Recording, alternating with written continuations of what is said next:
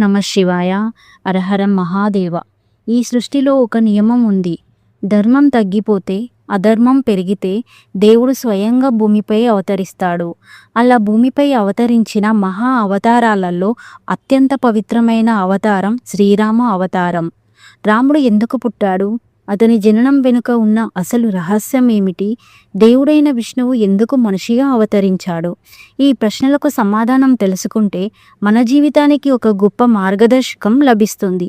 ఈరోజు మనం శ్రీరాముడి పుట్టుక వెనుక ఉన్న పూర్తి రహస్యం ఏంటో తెలుసుకుందాం. ఓం నమ శివాయ. జై శ్రీరామ్. త్రేతాయుగంలో భూమి మీద రాక్షసుల అల్లర్లు చాలా పెరిగిపోయాయి. వారిలో అత్యంత శక్తివంతుడైన రావణాసురుడు సాధారణ రాక్షసుడు కాదు. అతను ఒక శివభక్తుడు, గొప్ప పండితుడు, కానీ అహంకారంతో నిండినవాడు. తన శక్తిని పెంచుకోవడానికి అతను బ్రహ్మదేవుని కోసం కఠోర తపస్సు చేశాడు. అతని తపస్సుకు సంతోషించిన బ్రహ్మదేవుడు వరం అడగమన్నాడు.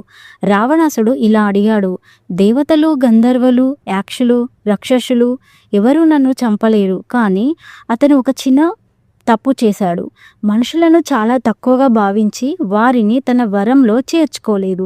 అదే అతని వినాశనానికి కారణమైంది. రావణుడి అహంకారం రోజురోజుకి పెరిగిపోయింది. అతను ఋషులను వేధించడం ప్రారంభించాడు.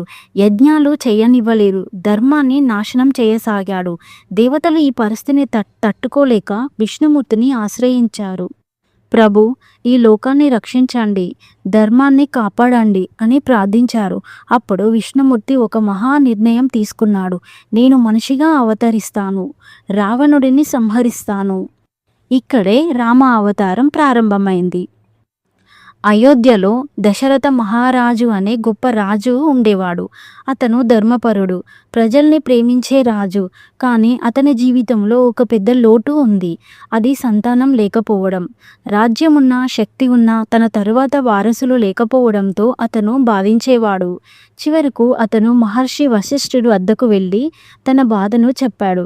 వశిష్ఠుడు ఇలా అన్నాడు: మహారాజా, మీరు పుత్రకామేష్టి యాగం చేయండి, మీకు గొప్ప కుమారులు పుడతారు అని చెప్పాడు. అప్పుడు దశరథుడు గొప్పగా యాగం నిర్వహించాడు. ఋషులు, దేవతలు అందరూ పాల్గొన్నారు.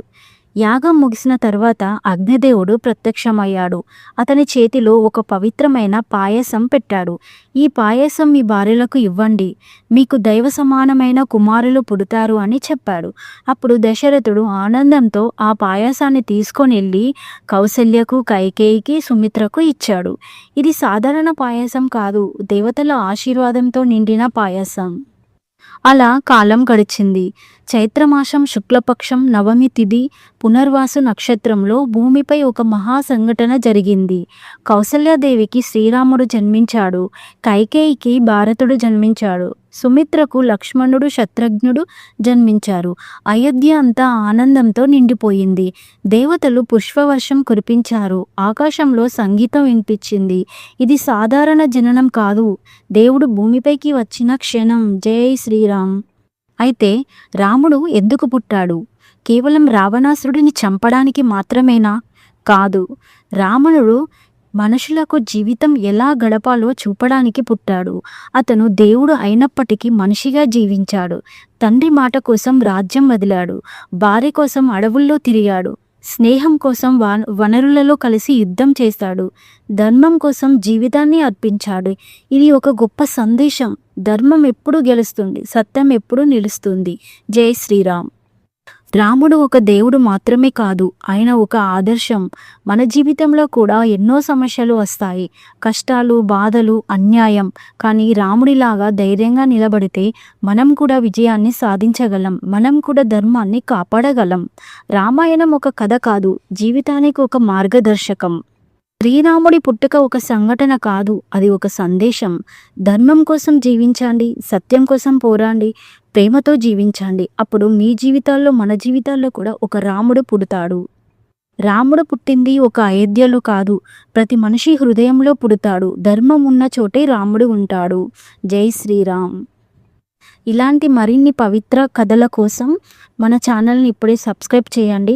వీడియో నచ్చితే ఒక లైక్ చేయండి, షేర్ చేయండి. మరిన్ని వీడియోల కోసం పక్కన ఉన్న బెల్ ఐకాన్ని ప్రెస్ చేయండి. ఓం నమ శివాయ. హర హర మహాదేవ.